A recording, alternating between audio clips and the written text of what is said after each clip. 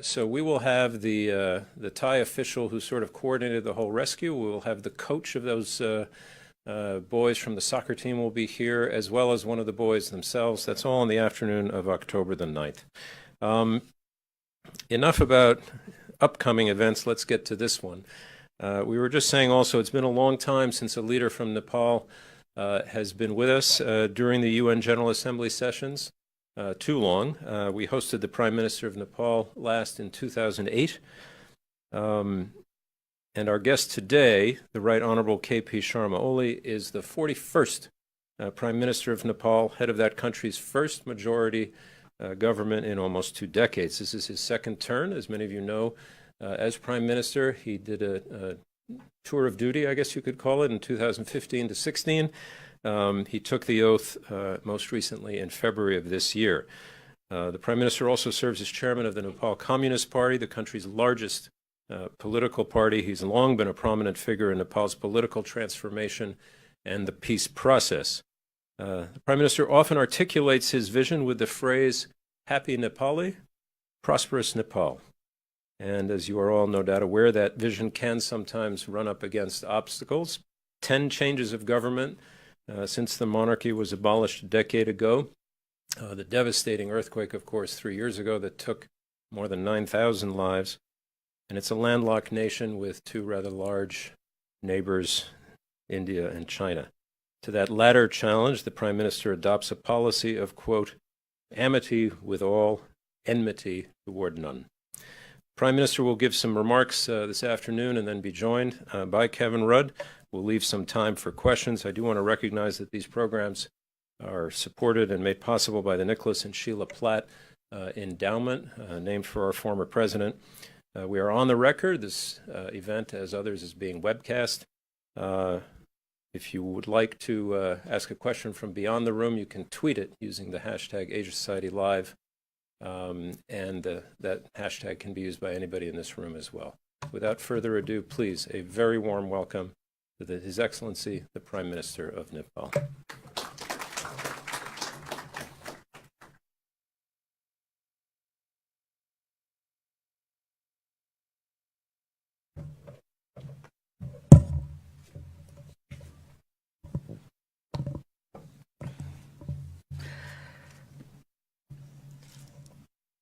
Good afternoon, everybody. Thank you, Mr. Tom Nagoski, for the kind words of introduction. The Honorable Kevin Rudd, former Prime Minister of Australia, distinguished ladies and gentlemen. I begin by thanking the Asia Society for having me here today. I am also delighted to have former Prime Minister Rudd with us. Today, I stand before you to share my thoughts on peace, democracy, and development. Nepali people have emerged through various struggles and transformations at different junctures of history. At one point of time, our forefathers fought against the imperialistic forces, and our sovereignty and independence was preserved by their courage and patriotism. The generation of my parents, who were ordinary peasants, had to fight to free themselves from the clutches of feudalism and oppressive regime. Their struggle uprooted the despotic family rule of Ranas, and my generation had to fight against an autocratic monarchy. This was our final assault on an illiberal and undemocratic regime. Now, the course of Nepal's political history has changed. We are a democratic republic. But our fight is continuing in a different form as a fight against poverty, underdevelopment, and backwardness. In the course of history, our political gains have not come without heavy price. Several compatriots made ultimate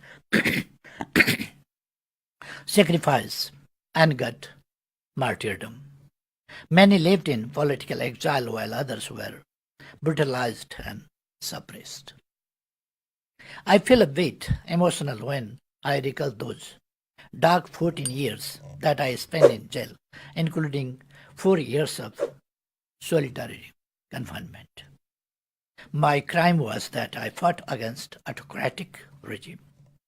But this never deterred, rather emboldened me to continue the struggle.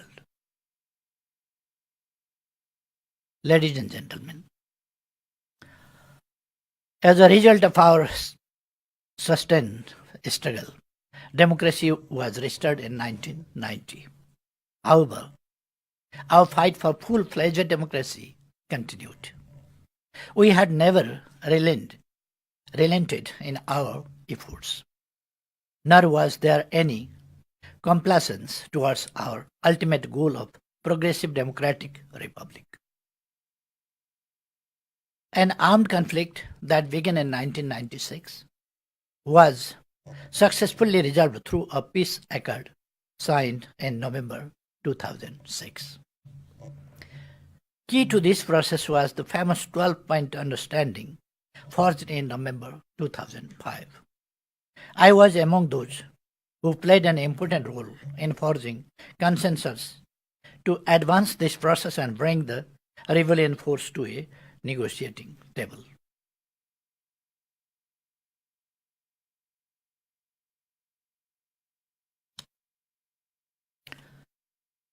This brought the seven-party political alliance and the rebellion force together to mount a combined people's movement against an absolute monarch who had snatched people's rights through unconstitutional means. The ensuing result forced the monarch to capitulate. The armed conflict ended and peace process began. The restored parliament clipped the wings of the ruling monarchy and suspended it until it was finally abolished 2 years later by a democratically elected Constituent Assembly. The Constituent Assembly was highly inclusive, having representation from all gender, caste, tribal and linguistic groups, faith communities, cultures, geographical length and breadth of the country. Dear friends, after 7 years of consultations and deliberations, arguments and debates, demands and pressures, peaceful agitation and campaigning, a highly progressive and democratic constitution was finally written for the first time by people's representatives. As a leader of the second largest political party of that time, I had an important responsibility to steer the process to a successful conclusion. Finally, the Constitution was promulgated on 20th September 2015. It has finally settled the political issue that the country confronted for a long period of time. This was a watershed moment in the political history of modern Nepal. I believe that the future generations may not have to go through the similar course of struggle for rights and freedoms anymore. Through the Constitution, we consolidated democratic polity, republican order, periodic elections, universally recognized human rights, separation of power with checks and balances, rules of law, independent judiciary, and inclusive and proportional representation system. Implementation of the Constitution is as much important as its promulgation. I had the privilege of serving the nation as the first Prime Minister under the new Constitution. I was thus incumbent upon my government to take decisive steps to implement the Constitution as per the roadmap it has provided. The Constitution came into full implementation after free and fair democratic elections held last year for the federal, provincial, and local levels. With a historical election turnout, electoral turnout, the elections resulted in 41% of women's representation and formation of stable and democratic governments at all three tiers of the federation. The government I head enjoys 3/4 support of the parliament. The policies and programs of my government were unanimously endorsed by the parliament, an exercise seen rarely in the competitive democracy.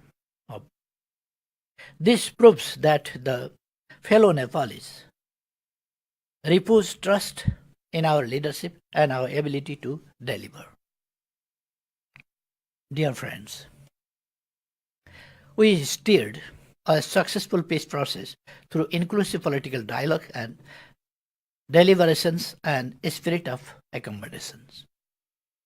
Ours was a homegrown, nationally led and owned peace process. In the process, we managed to reconcile competing demands and aspirations of our diverse population. We ensured equal participation of all stakeholders and heard their voices. We recognized the important role of women in conflict resolution and peace process. We transformed state structures and institutions to mirror the mosaic of our society. And we brought the government closer to the people through restructuring of the state.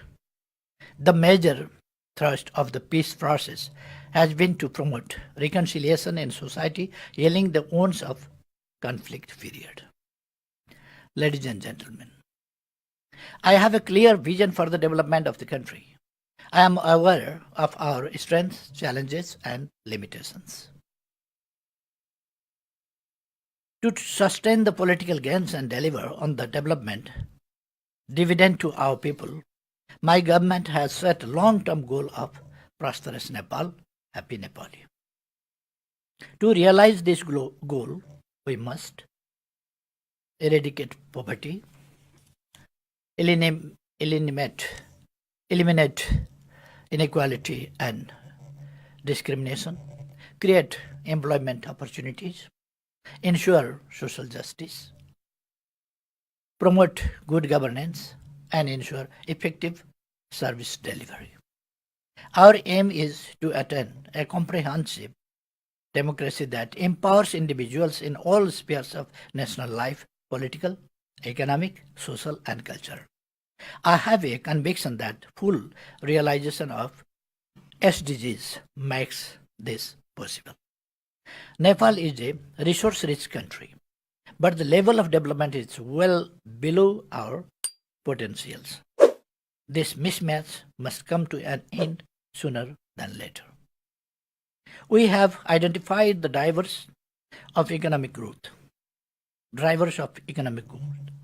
These include no other vital sectors than agriculture, energy, industries, transport, infrastructure, information technology, tourism, and urban development. For making economic progress, sustainable parallel attention will be given to the climate change mitigation, adaptation, and preservation of biodiversity. Nepal is safe for foreign investment. The government remains committed to further improving business and investment climate in the country. Ladies and gentlemen, now let me turn briefly to Nepal's foreign policy priorities.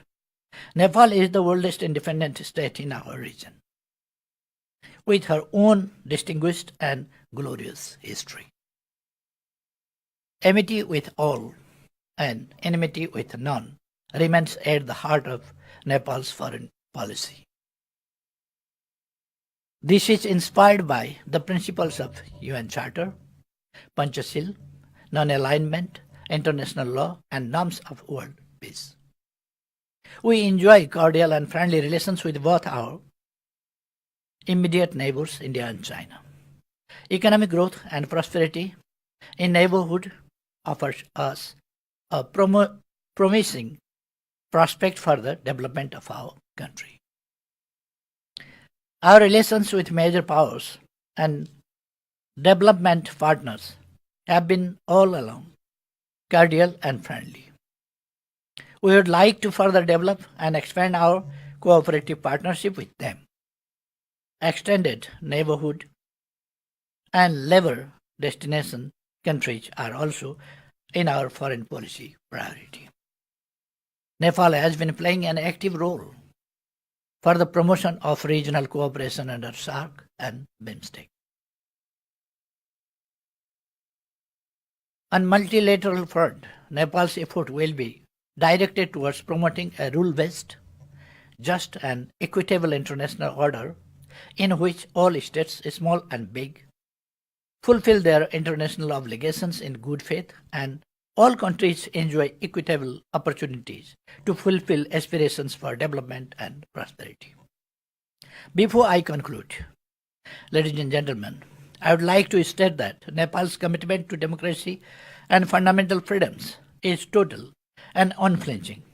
The long journey of our political struggle is synonymous to the struggle for democracy. We will not allow any compromise on democratic norms, values, and principles. We believe that democracy, development, and respect for human rights and fundamental freedoms are interdependent and mutually reinforcing. With these words, I conclude my remarks. I would be delighted to engage with you all in the interactive discussion. Thank you so much.